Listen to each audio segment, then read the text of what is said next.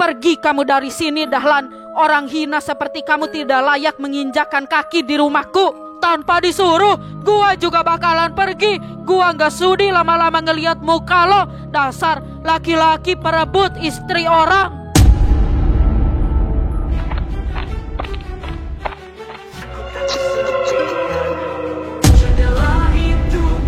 Gak akan gua biarin lu hidup, Suke. Jendela itu diketuk pelan, suaranya tangis terdengar, tawanya tanpa terlihat. Aku merinding sendirian. Halo kamu yang tak terlihat, aku di sini, engkau di sana. Ini bukan sekedar animasi horor.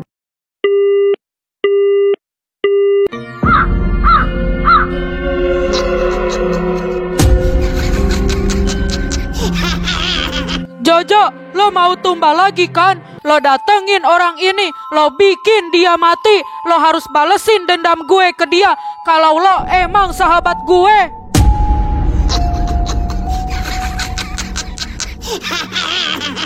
Dia udah bikin hubungan gue sama anak gue jadi berantakan. Dan lo tahu apa yang lebih parahnya lagi? Dia sekarang mau ngerebut istri gue. Jangan biarin dia hidup. Gua mau secepatnya dengar kabar kematian dia. Mandra Suke Enori, ajal sedang menjemputmu. Hahaha.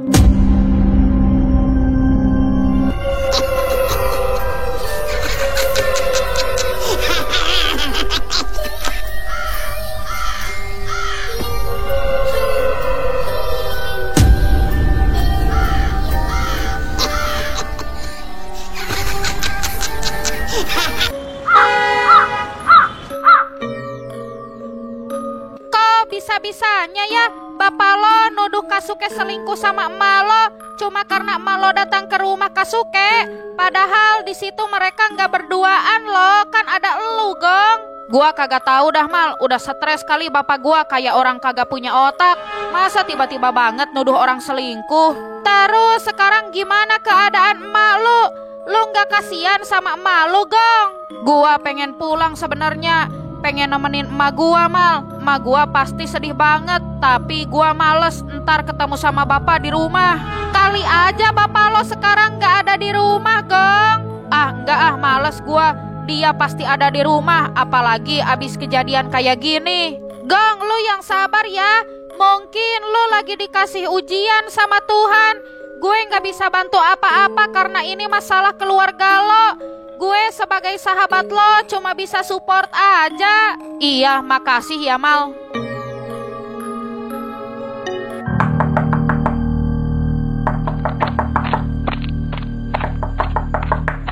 Lo bapak sama ibu mau kemana? Kok pada rapi-rapi? Udah malam gini. Mau kemana, Pak, Bu? Mal, barusan bapak ditelepon sama tetangga nenek kamu di kampung. Katanya nenek sakit dari kemarin. Rencananya sekarang bapak sama ibu mau pergi dulu ke sana. Terus aku gimana dong, Pak? Aku ikut. Kamu gak usah ikut ya. Bapak, ibu sama adek kamu aja yang pergi. Kamu kan lagi ujian. Besok harus sekolah. Lagian di sini juga ada Dugong kan? Kamu gak sendirian. Iya sih. Lagian ada si Bagong juga kan? Si Bagong ikut sama bapak ya, Mal. Kamu kan tahu kampung nenek kamu itu isinya orang-orang pesugihan semua. Bapak khawatir ada yang ngikut pas pulangnya nanti. Makanya bapak bawa si Bagong biar ada yang jagain. Oh ya udah deh, gak apa-apa. Aku sama Dugong berdua aja di rumah. Bapak sama ibu hati-hati ya.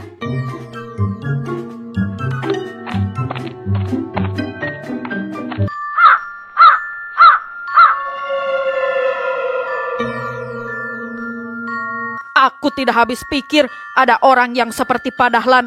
Pendek sekali akal pikirannya. Apa jangan-jangan dia gangguan jiwa? Kasihan sekali Mutia. Buruk sekali nasibnya harus menikah dengan laki-laki seperti Dahlan.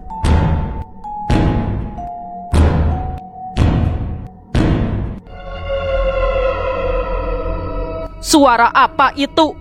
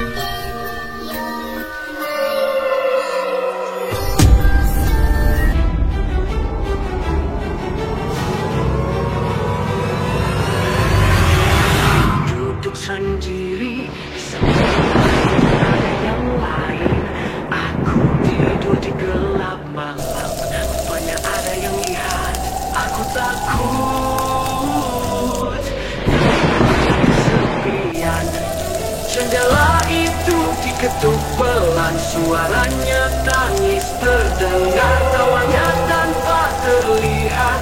Aku merinding sendirian. Halo kamu, tak terlihat. Aku di sini, engkau di sana.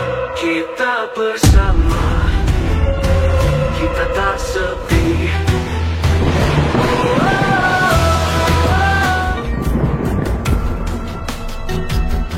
Astagfirullahaladzim.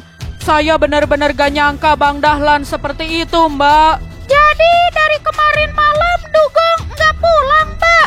Dia nginep di rumah Jamal. Iya, Mbak. Saya mau jemput dia ke sana juga malu.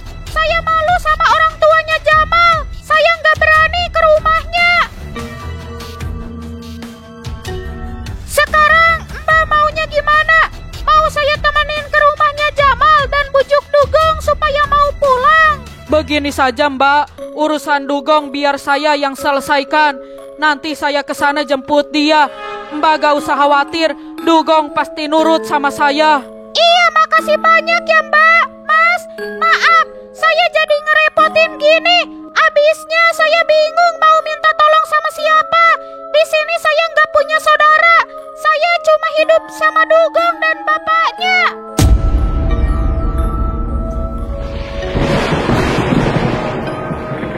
Jangan bilang gitu, Mbak. Di sini kan ada saya sama Mas Slamet. Udah seharusnya kita saling bantu. Apalagi ini soal anak. Dugong itu udah kita anggap kayak anak kita sendiri. Mbak gak usah khawatir. Dugong pasti mau pulang kok.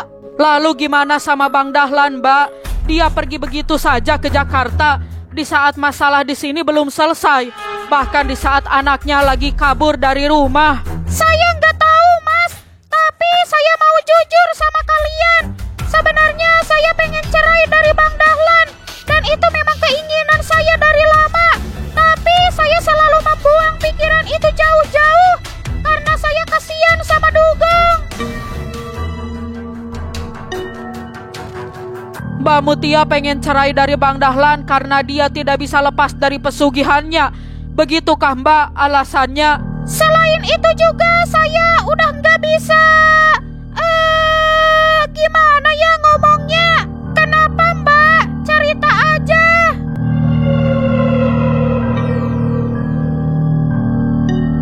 Sebenarnya Bang Dahlan punya istri dan anak di Jakarta. Saya ini istri kedua Bang Dahlan.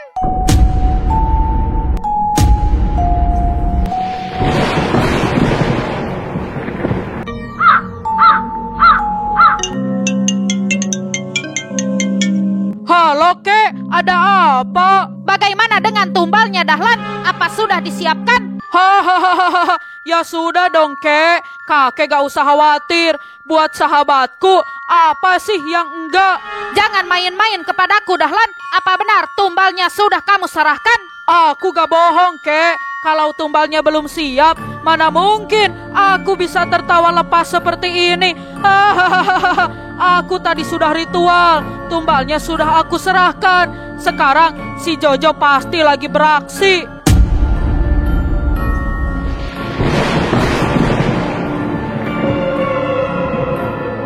Baguslah kalau begitu. Jangan diulangi kesalahanmu ini, Dahlan.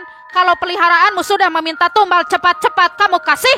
Iya, Kek, semuanya serahkan padaku. Beres pokoknya. Ya sudah, aku hanya memastikan itu saja.